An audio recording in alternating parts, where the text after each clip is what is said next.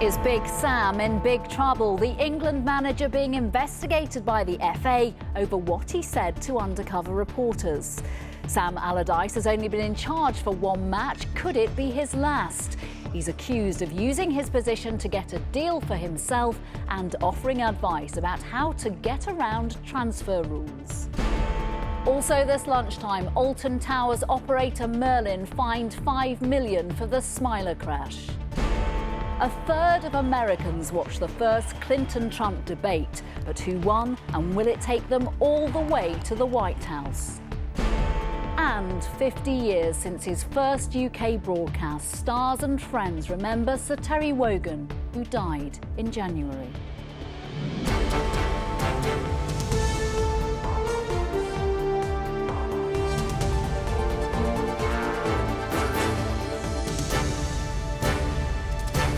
This is the ITV Lunchtime News with Nina Hussain. Good afternoon. Sam Allardyce has been the England manager for just 2 months and one match. But this lunchtime, his position is under threat over a conversation he had with undercover reporters posing as businessmen. The Football Association is investigating allegations Allardyce used his role to negotiate a deal for himself worth £400,000. He was also critical of England players, Prince William and his brother Harry, plus seemed unsure about who England was playing in their next match in just 2 weeks' time. Our sports correspondent Ian Payne has the details. At just after 7 a.m. this morning, Sam Allardyce left his home in Bolton to begin the trek to meet the heads of the Football Association, who will want some serious questions answered. They'll want to know about this: a meeting secretly filmed last month between the England manager, his representatives and undercover reporters from The Telegraph posing as businessmen. I would have thought £100,000 a time. Your guys will set the agenda out of what it would look like. During the conversation, Allardyce appears to use his position to negotiate a £400,000 deal and also circumvent rules on players' transfers. It's not a problem. Yeah, I mean there are ways around that, as I understand it, or ways through that. Yeah. You can still get around it. I mean, obviously the big money's here. He was also caught being disrespectful to his predecessor, Roy Hodgson. Send them off. Yeah, well, quite, yeah. Send them off to see Roy. Allardyce was only appointed England manager in the summer on a salary believed to be over £3 million a year plus bonuses. But it's not the first time he's courted controversy. 10 years ago, a BBC Panorama documentary claimed he and his son had accepted bribes for signing 3 Bolton players, though a later investigation found no irregular payments had been made. In 2013, he was named as an unwitting investor in a £450 million tax scam. He denied any responsibility. And just last month, he quit his role as a brand ambassador for the football gambling firm My Club Betting after it was revealed its boss lost investors more than £4 million in a similar scheme in 2012. Some, though, think this latest event could see him sacked. This is an undercover operation that's revealed the England manager potentially discussing serious matters that potentially might lead to breaches of the rules. Today's meeting is sure to be very, very uncomfortable. These rules on player transfers, they're really complicated, aren't they? What is he accused exactly of doing wrong? Right, so he's been caught on camera explaining how you get around the rules that are banned in football. It's called third-party ownership, and it's whereby a player is part owned by a company or an individual. So when they're sold, they take a cut of the transfer fee, and that is banned in football. I should add, though, that Allardyce did say on camera that he would have to clear everything suggested in the meeting with the FA. The questions are just huge, though. Should he be asking for another £400,000 on top of his salary? Should he be talking about banned rules as well and how you get round them? He referred, as you mentioned earlier, to various people, and he also didn't even know who England were playing next. He said, I think it's Slovenia or something. Well, surely he should know that. It is Slovenia. Given those questions, those big questions, and given the scrutiny around football and sport at the moment, do you think he can survive this? If he's got a really robust explanation and lots of things happened off camera that weren't caught, then perhaps. But honestly, I can't see any way in which the FA can continue with Sam Allardyce if these allegations are true. I think he'll be sacked. Ian Payne, thank you. Merlin Attractions was told today it must pay a £5 million fine for a catastrophic failure of safety which led to a crash at Alton Towers. 2 teenagers lost legs in the crash on the Smiler ride last summer. The court heard that an engineer felt pressure to get the ride back into service and that management linked bonuses to the time rides weren't working. Charlotte Grant reports. The victims of the Alton Towers crash, like Vicky Bulch, who had to have her leg amputated, as did Leah Washington here on the right, could tell you it was a catastrophic failure of safety by the company that runs the theme park. But today they came to court to hear those words from a judge. As the operator of the Smiler ride, Merlin, was fined £5 million after admitting health and safety breaches over the roller coaster crash. The court have imposed what we believe is a record fine for the industry.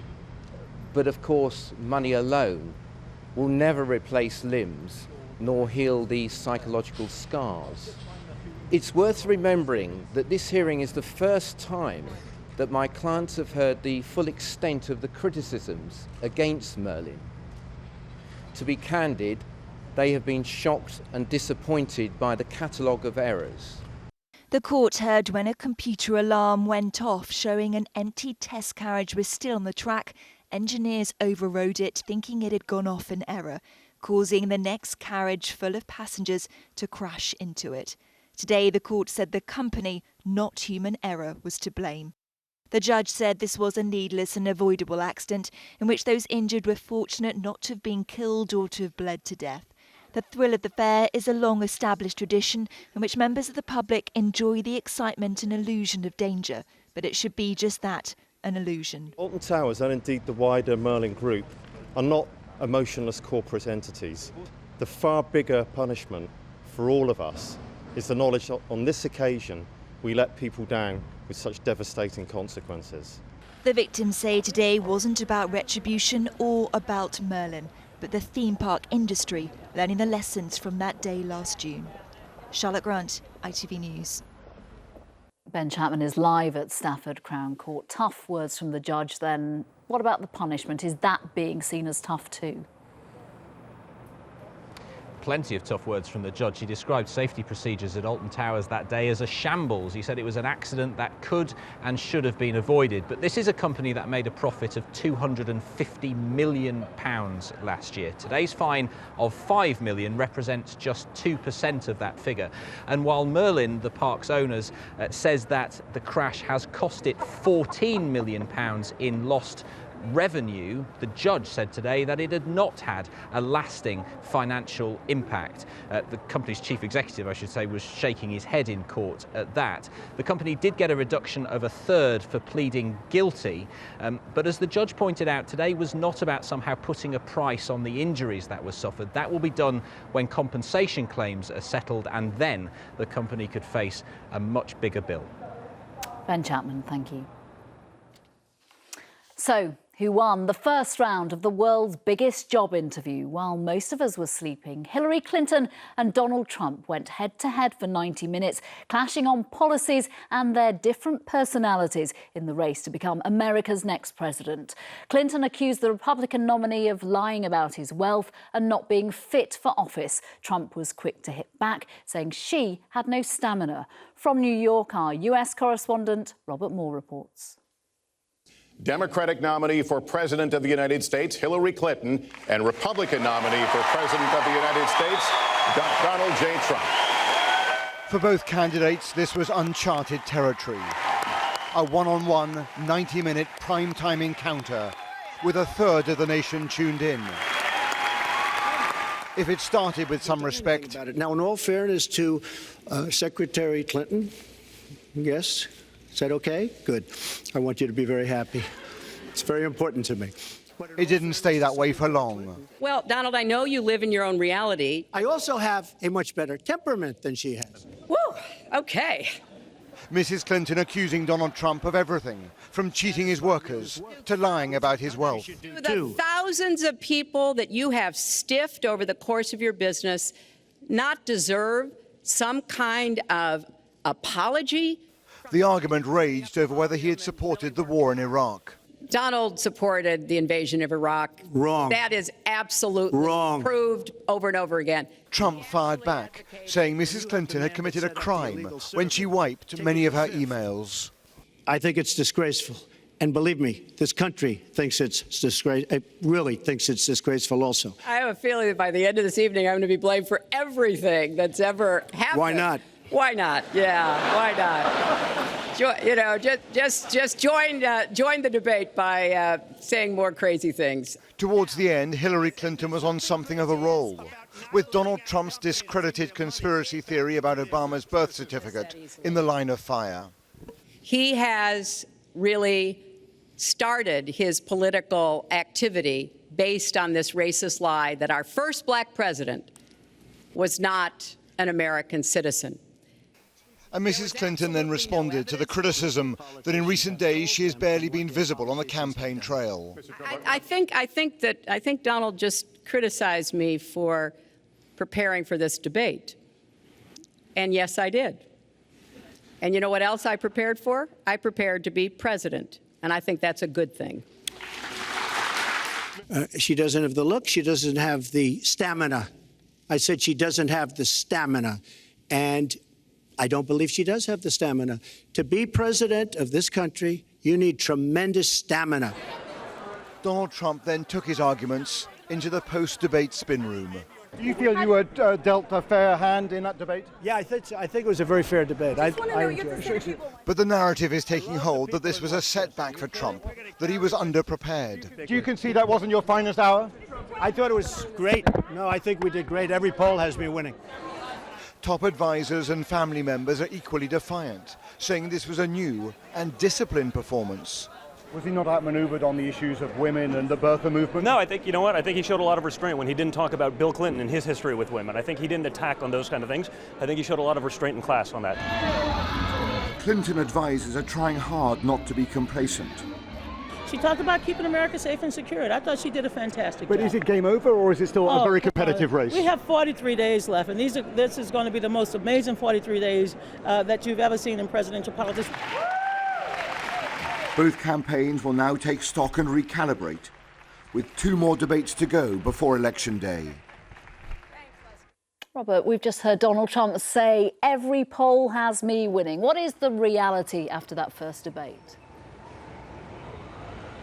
Well, mystery why he said that to me. He made those comments about polls maybe 8-9 minutes after walking off stage, and obviously at that point, no polls whatsoever, not even the instant ones, had emerged. I think there is a broad consensus here that Hillary Clinton won this, probably won it decisively. She was more focused, she delivered her attack lines. Importantly, she made no gaffes. In fact, privately speaking to some Donald Trump senior advisors afterwards in the spin room, they conceded, look, that had been a bad night for their man. One advisor shrugged his shoulders and said, look, he's never going to thrive in that environment. He hasn't got the discipline, and he doesn't enjoy the rehearsals. There is a separate question, though, look, not how it plays here, but how does it play in the sort of battleground states like Ohio and Pennsylvania, where there's a lot of economic frustration and anger with the establishment. So we'll have to wait to see on the polling on that front. But what is clear is it's settled nerves in Hillary Clinton's camp.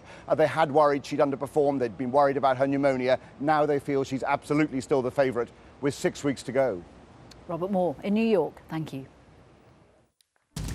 Still to come, why the weather got in the way as William and Kate focus on the environment in Canada. And we'll hear from the stars at Westminster Abbey on a service of celebration for the late Sir Terry Wogan.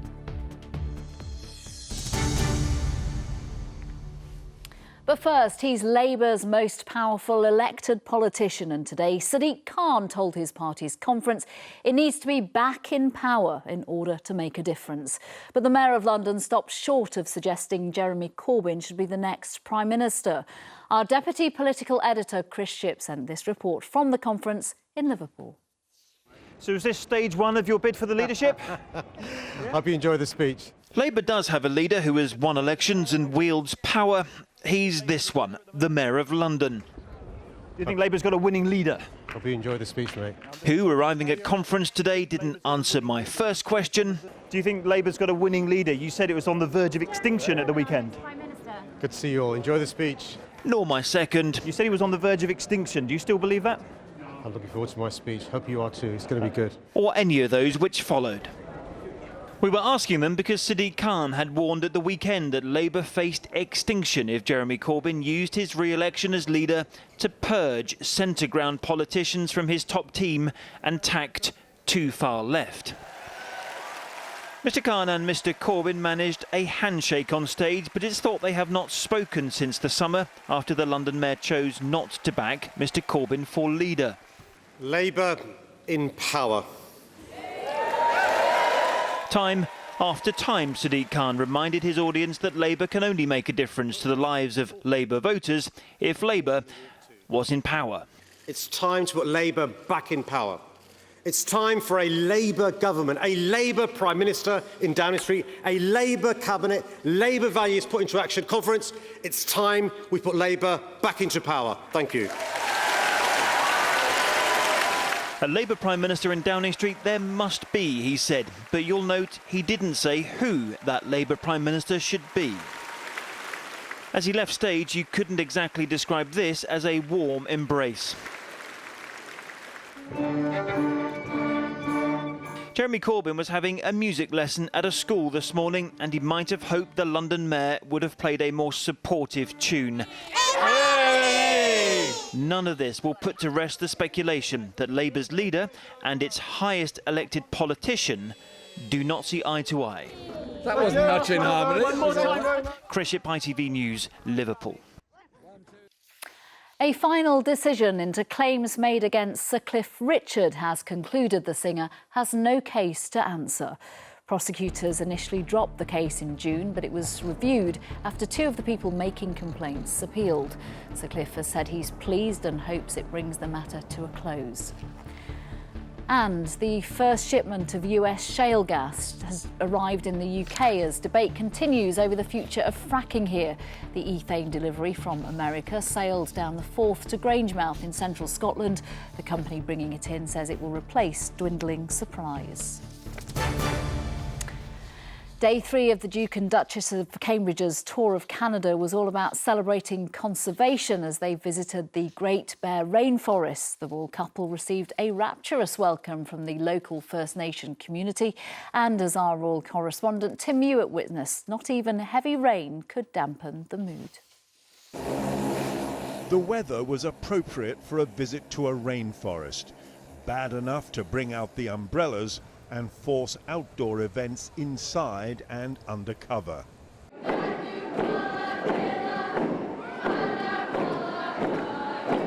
This is the territory of Canada's Heiltsuk people, proud of their heritage and fiercely protective of their environment. Visitors who support the Heiltsuk cause are greatly respected. That cause centres around the magnificent Great Bear Rainforest. More than half its 12,000 square miles is now a protected area, and Prince William was here to bang the environmental drum. When we protect our rivers, oceans, atmospheres, or like today our forests, we are telling our children that their future prosperity cannot be disconnected from the health of the natural world. It's been a fleeting visit and only to the fringes of the rainforest. But environmentalists believe that occasions like this do make a difference, that they do help the cause of conservation. William and Kate had the briefest glimpse of the rainforest, long enough to make it part of the Queen's Canopy, a Commonwealth initiative to create a global network of conservation projects. Tim Hewitt, ITV News, Canada. And finally, 50 years since his first ever radio broadcast on the BBC, Radio 2 listeners joined Sir Terry Wogan's family and friends to remember his incredible contribution to broadcasting. Recordings of Sir Terry were played during the service at Westminster Abbey, as was a rendition of his hit, The Floral Dance. Sir Terry died in January from cancer. From Westminster Abbey, Sally Lockwood reports.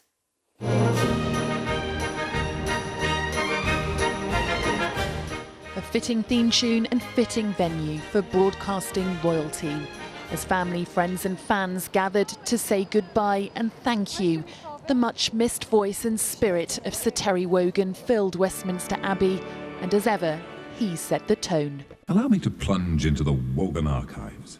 That's really hard enough to work under these conditions. Sir Terry entertained the nation and his family of fans for over 6 decades, but it was his own 3 children who led the tributes. We give thanks for his warmth and humour, for his gentleness and for his love of people.